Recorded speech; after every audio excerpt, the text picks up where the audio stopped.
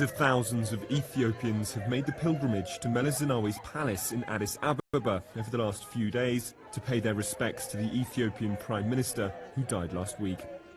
ሹክሹክታዎች እውነት መሆናቸው የሚታወቀው ድርጊቱ ከተፈጸመ በኋላ ነው።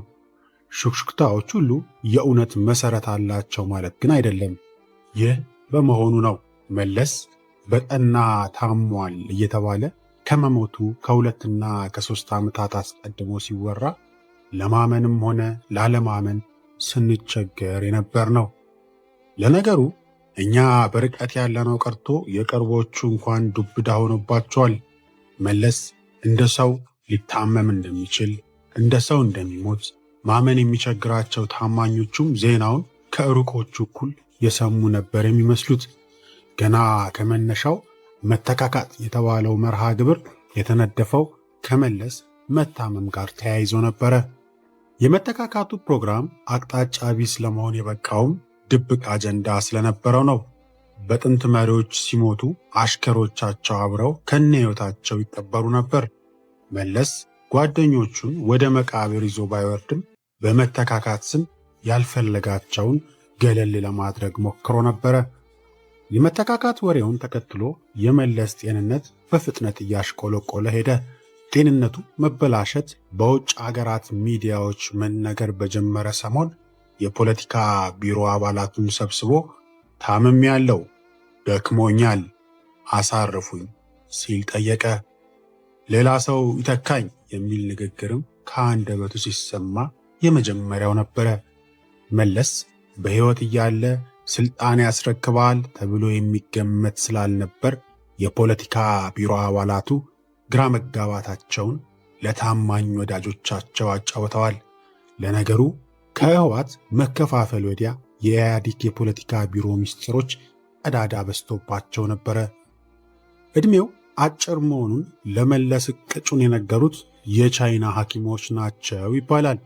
የያዘው በሽታ ካንሰር መሆኑንና በሕክምናም ቢሆን ዘለግ ያለ ጊዜ የመቆየት ዕድሉ በጣም ጠባብ መሆኑን እርግጠኛ ሆነው ነገሩት። ይህን ካወቀ በኋላ እንኳን መለስ የቀረውን ዕድሜ በቀናት እስኪቆጠሩ ድረስ እንደ ጤነኛ ሰው ስራው ላይ ነበረ። የውጭ ጉዞዎችን ሲያደርግ፣ በስብሰባ ሲገኝና ተረጋግቶ እንግዶችን ሲቀበል ምድርን ሊሰናበት ቀጠሮ የተቆረጠለት ሰው አልመሰለም። ከኖረበት መስሪያ ቤት የዝውውር ደብዳቤ የደረሰው እንኳን አይመስልም ነበረ። ከመሞቱ ከ3 ዓመታት በፊት ስለ ዕድሜው ማለቅ የተነገረው ቢሆንም ለባለቤቱ ለአዜብ እንኳን ይህን ምስጢር ነግሯታል ተብሎ አይገመትም። የቅርብ ሰዎቻቸው ሲናገሩ እንደሰማሁት አዜብ ጉዷ የተነገራት ባልተለመደ ሁኔታ አልፎ አልፎ አልጋ ላይ መዋል ሲጀምር ነበር። ለመሞት 1 ዓመት ሲቀረው በግልጽ በሚታይ መጠን ክብደቱ ቀንሶ ነበር። በእርግጥ አዜብ ከባሏ ርቃ ነበር። ከባድ የስኳር በሽታ ያለበት ኮካኮላ ሲጠጣና ሲጋራ ሳይሆን የምግብ ጥንቃቄ እንደማይወስድ፣ የቆየ የጉበት ካንሰር እንዳለው፣ ደሙን እያስቀየረ እንደሚኖር፣ ሌሎች ደባል አመሎችም እንዳሉበት በሚገባ ታውቅም እንደ ደጋጎቹ ሚስቶች የባሏን ጤና ለመንከባከብ ጊዜ አልነበራትም ተብላ ትታማለች። በእርግጥ የጊዜ እጥረት ነበረባት። በማይመለከታት የመንግስት መስሪያ ቤቶች እጇን እያስገባች ታምስ መዋል ለራሷ የሰጠችው ዕለታዊ ሥራ ነበር። ከሀገር ውስጥና ከውጭ የተጨናነቀ የንግድ መረቧንም ማጣደፍ ነበረባት። ሐሜቱ እንኳን ከዚያም በላይ ከፍ ያለ ነው። ከጉበቱና ከስኳሩ በከፋ የሰውየው ዋና በሽታ እሷው ነበረች የሚሉም አሉ። ደረጀ ደስታ ዋሽንግተን ዲሲ በሚታተም ወራዊ ጋዜጣው እንዳሰፈረው ሴትየዋ እንደ መሪ ሚስት ለክብሩ አልሆነችለትም፣ በእንግዶች ፊት ጭምር ታሸማቀቀውና ታሳፍረው ነበር ብሏል። እንደገለጽኩት መለስ ለመሞት 1 ዓመት ሲቀረው በሥራ አስፈጻሚው ስብሰባ ላይ ያልተጠበቀ አጀንዳ አነሳ። ስልጣን መልቀቅ እንደሚፈልግና የቀረው ዕድሜውን በመጽሐፍ በማስተማር በተለይ በኢህአዴግ የትምህርትና የምርምር ማዕከል ውስጥ ማገልገል እንደሚፈልግ ሐሳብ አቀረበ። ከተፈራ ዋልዋ፣ ከህላዊ ዮሴፍና ከታደሰ ጥንቅሹ በቀር ሌሎች የፖለቲካ ቢሮ አባላት የመለስን ሐሳብ አጥብቀው ተቃወሙ። መለስ ተቃውሞውን በዝምታ አድምጦ ሲያበቃ ብዙም ሳይከራከር እንደተቀበለው ሰምቻለሁ። መልካም አለ መለስ።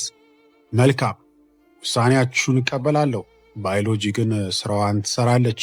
ጊዜው ሲደርስ ሁሉንም እናየዋለን አለ። ይህን ስሰማ አንዳንድ ነገሮችን አሰብኩ።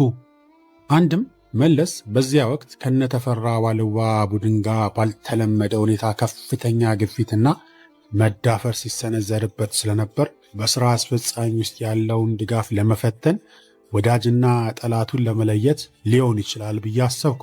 በሌላ በኩል መለስ የሚለው እውነት ከሆነ ከበድ ያለ የጤና ችግር ገጥሞታል ማለት ነው የሚል ብዥታ ውስጥ ገባው። ምናልባት እንደተለመደው ተቃዋሚዎችን ለማዘናጋትና ለማጃጃል የለቀቁት ወሬ ሊሆን እንደሚችል መጠርጠሬም አልቀረ። በዚህም ተባለ በዚህ በ18 ወራት ጊዜ ውስጥ እውነቱን አወቅ ነው። መለስ የምር ታሞ ኖሯል። እንደ ፀጉራም ውሻ አለ እየተባለ ወደማይቀረው ጥቁር አገር ነጎደ።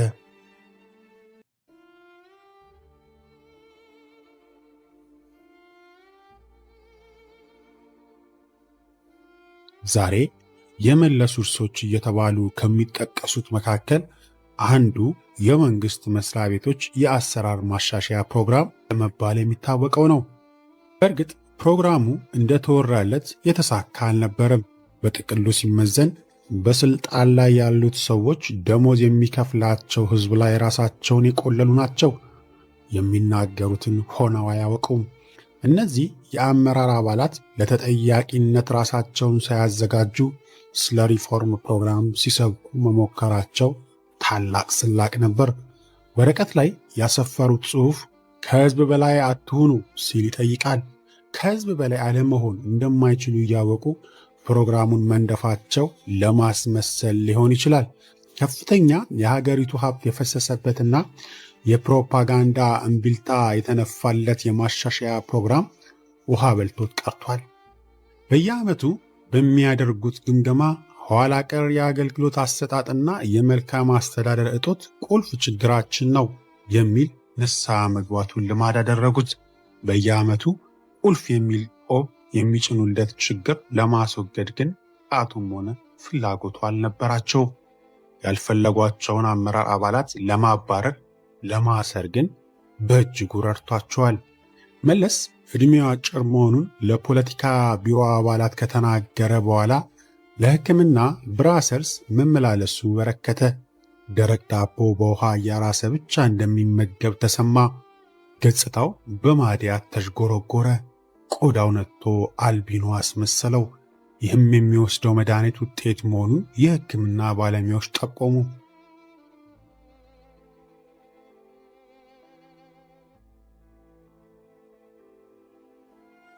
መለስ ዜናዊ በመጨረሻዎቹ ወራት መራመድ እንኳን ይቸገር እንደነበር መረጃዎች ይጠቁማሉ። አንዳንድ ጊዜ በመራመድ ላይ ሳለ ሲንገዳገድ ይታይ ነበር። እንዲህ ሲገጥመው በአካባቢው የሚገኘውን ማንኛውንም ነገር እየያዘ ለጥቂት ደቂቃዎች አቀርቅሮ ይቆይ ነበር።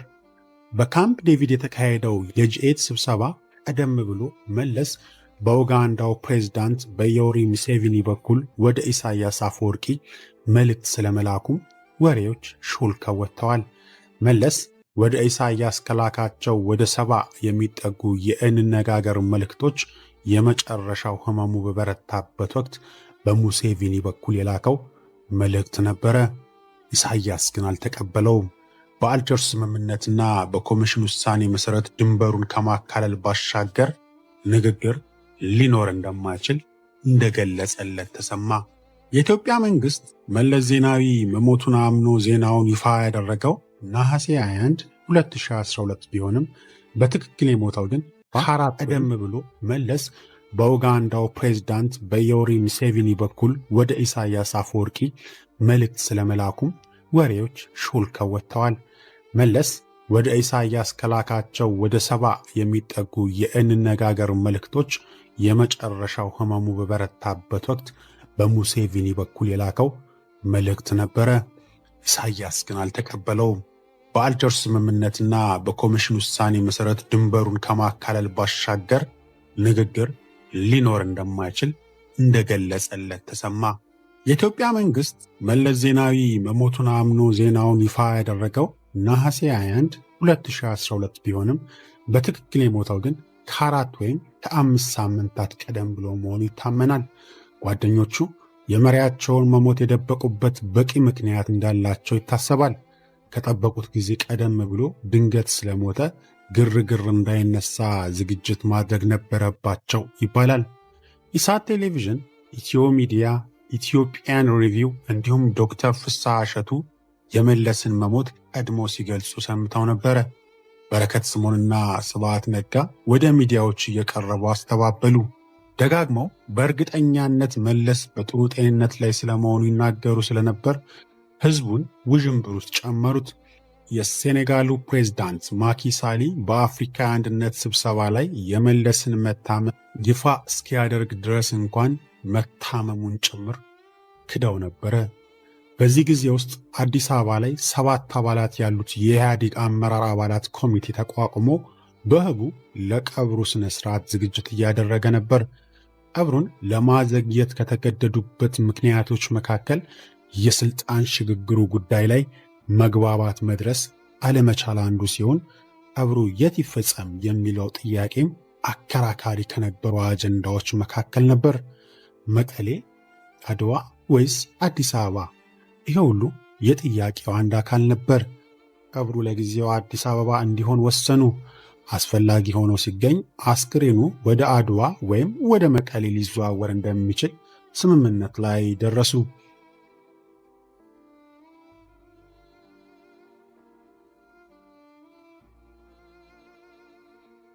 የመለስ አሟሟት አነጋጋሪ ሆኖ አልፏል። በቡድን 8 ሀገሮች የመሪዎች ስብሰባ ላይ ሲአይኤ በጨረር መጥቶ ገድሎታል የሚሉ አሉ። ለማስረጃም የሚያቀርቡት በካምፕ ዴቪድ ስብሰባ ወቅት አጠገቡ የነበረው የጋናው ፕሬዝዳንት ዶክተር አታ ሚልስ ከመለስ ጥቂት ቀደም ብሎ በመሞቱ ነበር። ለመለስ የተረጫው ገዳይ ጨረር አታ ሚልስንም ነክቶ ገድሎታል ብለው ይጠረጥራሉ። ዳሩ ግን ሲአይኤ መለስን ለምን ይገድለዋል? መለስ የአሜሪካ ታማኝ ተባባሪ አይደለምን? ብብቱን ከፍቶ አልሰጣቸውምን? ይልቁንስ ያለ ጊዜው ተቀጨባቸው ቢባል እውነት ይሆናል። ከራሳቸው ተምሮ የሚያውጠነጥናት የጸረ ኒዮ ሊበራሊዝም አቋቋም ብትሆን እዚያው ኮሎምቢያ ዩኒቨርሲቲ ቁጭ ብለው ከሚያስተምሩና ከሚጽፉ ምጡቃን በላይ ጠላታቸው አታደርገው። እንዲሁም ያሉ ወሬዎች ተስፋፍተው የተነገሩት በተለይ ትግራይ አካባቢ ሲሆን አንዳንዶች ይህ አሉባልታ ያመኑት ለመለስ ዜናዊ ካላቸው የተሳሳተ ግምት የተነሳ ሊሆን ይችላል። አድናቂዎቹ በድፍረት የአፍሪካ ቻይናን ግንኙነት ለማቋረጥና አፍሪካን ለመቆጣጠር እንዲመቻቸው መለስን ገድለውታል ሲሉ ጽፈዋል። በእርግጥ መለስ በምን አይነት ምክንያት እንደሞተ የወያኔ መንግስት ይፋ ባለማድረጉ አሟሟቱ ወሬ በዝቶበት ነበረ። መለስን የገደለው የአበበ ገላው ድምፅ ነው ብለው የሚከራከሩም ተደምጠዋል። በእርግጥ አበበ ገላው በካምፕ ዴቪድ ስብሰባ ላይ በከፍተኛ የተቃውሞ ድምፅ መለስን ማስደንገጡ ትኩረት የሳበ ዜና ለመሆን በቅቶ ነበር። መለስን ለሞት አበቅቶታል ተብሎ ግን አይታመንም። የመለስ አደነጋገጥ አስቂኝ ቢሆንም የአበበ ገላው መብረቃዊ ድምፅ ደግሞ ማንንም ቢሆን ሊያስደነግጥ የሚችል ነበር። በእርግጥ ከመለስ ሞት ጋር በተያያዘ የጋዜጠኛ አበበ ገላው ስም በታሪክ ውስጥ መወሳቱ የማይቀር ይሆናል። አበበ ገላው መለስን በካምፕ ዴቪድ ስብሰባ ላይ ካስደነገጠው ወዲያ መለስ ድምፁ አልተሰማም። እንዳቀረቀረ በዛው ነጎደ። በስብሰባው ላይ አበበ መለስን ተቃውሞ በከፍተኛ ድምፅ ሲጮህ ከአበበ ገላው ጀብዱ ይልቅ የመለስ ድንጋጤ ብዙ አስገርሞ ነበር። በመለስ የቀብር ስነ ስርዓት ላይ በርካታ እንግዶች ተገኝተው ነበር። ኤርትራን በመወከል ቤተ መንግሥት ገብቶ ሐዘኑን የገለጸው በአፍሪካ ህብረት የኤርትራ የፖለቲካ አታሼ ቢንያም በርሄ ነበር። የኤርትራ መንግሥት ሚዲያዎች ስለ መለስ ዜናዊ መሞት ልዩ ዘገባ አላቀረቡም። ኤርትራ የሚገኙ የመለስ ዜናዊ የእናቱ ወገን ዘመዶች ግን በዱባይ በኩል አድርገው ለቀብር ወደ አዲስ አበባ መሄዳቸው ተሰምቷል። የመለስ ወዳጅ እናት ወይዘሮ አለማሽ ገብረ ልዑል ከደጃዝማች ገብረ ልዑል የሚወለዱ በአዲኳላ ታዋቂ ቤተሰብ መሆናቸው ይነገራል። ከመለስ ቀብር በኋላ በኢትዮጵያ የመሪዎች ታሪክ የመለስ ዜናዊን ያህል አሟሟቱና ቀብሩ ያማረለት መሪ አልነበረም የሚል አነጋገር ተደምጧል። ይህ አባባል በጣም ተጋኗል። መለስ ሞቶ ሳለ ቤተሰቡ ከአንድ ወር በላይ ሐዘኑን ደብቆና አውጦ እንዲቆይ መደረጉ አሟሟቱን ክፉ ያደርገዋል። በወግ በማዕረግ መታመሙ ለሕዝብ ቢገለጽ አሟሟቱ ያማረ በሆነ ነበር።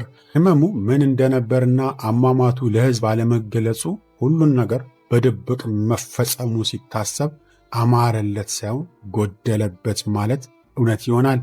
ስለ አሟሟቱና ሕመሙ በርካታ መላምቶች እንዲነገሩም አድርጓል። የመለስ አስክሬን ቦሌ አየር ማረፊያ ደርሶ ሐዘን ሲደረግ አዜብ አልጋው ባዶ ሆነ እያለች ስታለቅስ ተሰምታለች።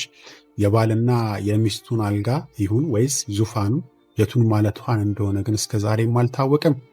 የመለስ አሟሟት ጉዳይ ሲነሳ ሊነገር የሚገባው አገሪቱን ገድሎ መሞቱ ነው። መለስ በስልጣን ላይ በቆየባቸው 2 አስርት ዓመታት ራሱን ተተኪ የለሽ አድርጎ ቆይቷል። የዓይናቸው ቀለም ያላማረውን ከዙሪያው መንጥሯል። በራሱ ደረጃ እንኳን ተተኪ ለመፍጠር ጊዜ አልነበረውም። ጥሩ መሪ ማለት ራሱን በብቃት መተካት የቻለ መሪ ነው የሚለውን ብሂል መለስ አያውቀውም አይባልም። ደካሞችን በዙሪያው የሰበሰበው ስላላወቀ ሳይሆን ስላልፈለገ ሊሆን ይችላል። ተቃዋሚዎችን ለማዳከም ካባከነው ጊዜ ሩቡን እንኳን ብቁ ሰዎችን ለመፍጠር ተጠቅሞበት ቢሆን በእርግጥ ውርስና ቅርስ በተሰኘለት። ውሃ የሚወስደው ሰው አረፋ ይዞ ለመትረፍ ይሞክራል እንዲሉ በመለስ ትከሻ ላይ በቅለው በመለስ ሳምባ እየተነፈሱ በመለስ ጭንቅላት እያሰቡ የኖሩ ጥገኞች ከእልፈቱ በኋላ መንገዱ ጠፍቷቸው ሲደናበሩ ታዩ። አንዳንዱ መምሸቱን ተረድቶ ያገኘውን እየቦጨቀ በስንብትና በትምህርት እያሳበበ እግሩን አወጣ። ባለቤቱ መንገድ ላይ እንደሞተበት ታማኝ ፈረስ የመለስን መመለስ የሚጠብቁም አልጠፉ። ሚስትና ልጁን አሜሪካ ወይም ካናዳ ዜግነት ማስያዝ እንደ ብልህነት ታየ። መጨረሻው ስደት ከሆነ ትግሉ ለምን አስፈለገ የሚል ጥያቄ የሚያነሳ አልነበረም። የመለስን መታመምና እረፍት ተከትሎ በርካታ ባለስልጣናት መሸሸጊያቸውን ሲያዘጋጁ ታይተዋል። በድብቅ የአሜሪካ ዜግነት ከፍተኛ የፖለቲካ ስልጣን ላይ የኖረ ሰው አሜሪካን ሀገር ላይ አምባሳደር ሆኖ ሲሾም ተጋልጧል። አሜሪካኖችም እንዴት የእኛን ዜጋ ትሾሙብናላችሁ ብለው ቢጠይቁም ሹመቱን ግን ተቀብለውታል። ይህ የአንድ ሰው ታሪክ አይደለም፣ የኢትዮጵያ መሪዎች ስብስብ ናሙና ነው። ከመለስ አሉታዊ ውርሶች መካከል በዋናነት የሚመደብ ነው።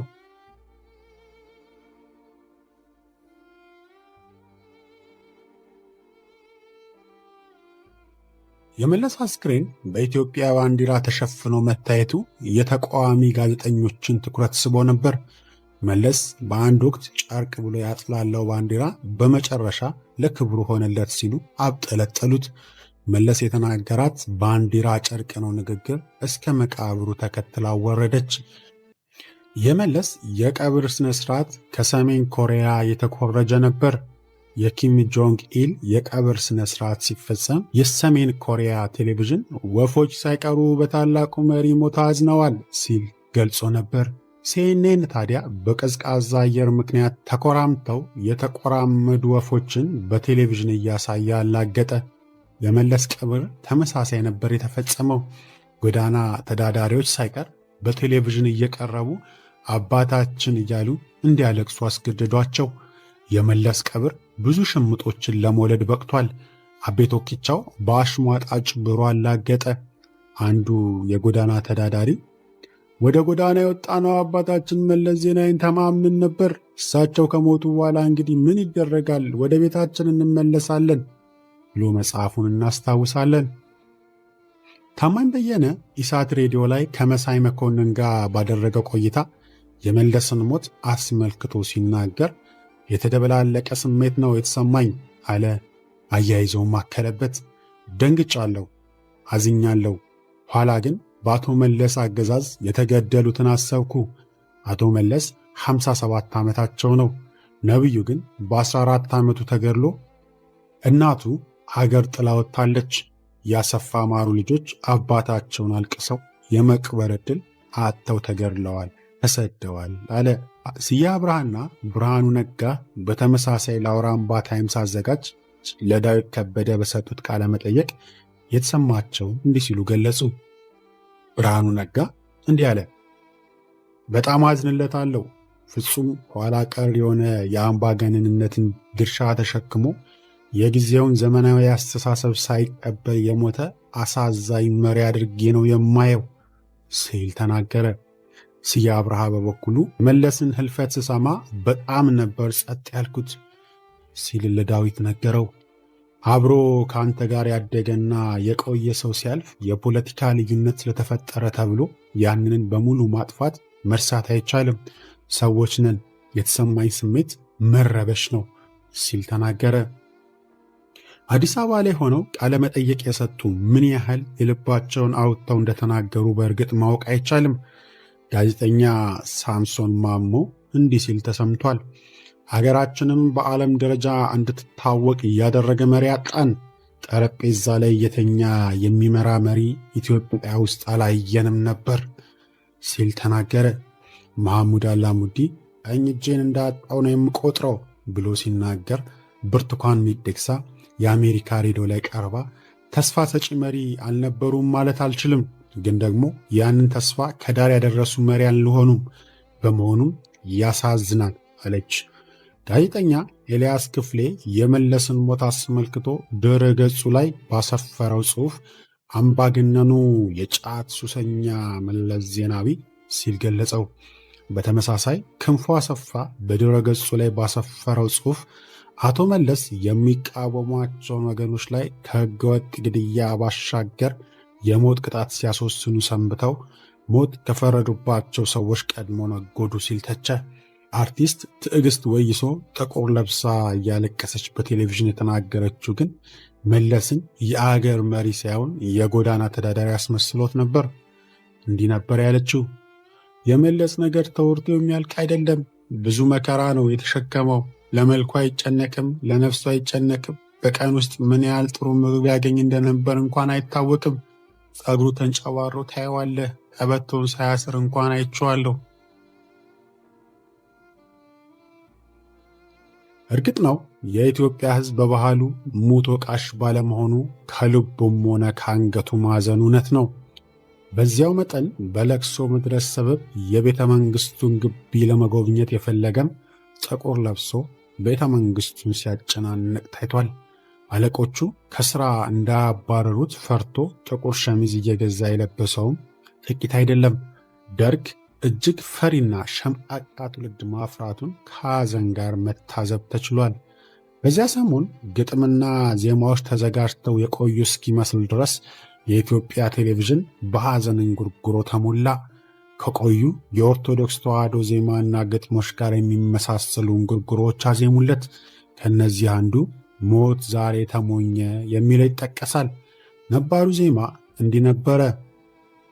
ስማኝ ሞት አዜኑ ከዜና ገብረ ማርያምን ትነካብኝና አስካለ ማርያምን ትነካብኝና ማዘኔ ነው በጠና በጠና። በመጨረሻ መለስ እንዲህ ብሎ ይሰናበታቸዋል። አንዳችም የሚጸጽተኝ ነገር የለም። ስህተት ስላልሰራን አይደለም፣ ብናስተካክለውም ሊሻሻል የማይችል ስላልነበር አይደለም። የማልቆጭበት ምክንያት በወቅቱ ስንወስን በነበረን ዕውቀት በነበረን መረጃ ላይ ተመስርተን ስለነበር ነው። ስለዚህ በመቆጨት ደረጃ የማስታውሰው ውሳኔ የለም። ብዙ የተሳሳተ ውሳኔ ግን አስተላልፈናል።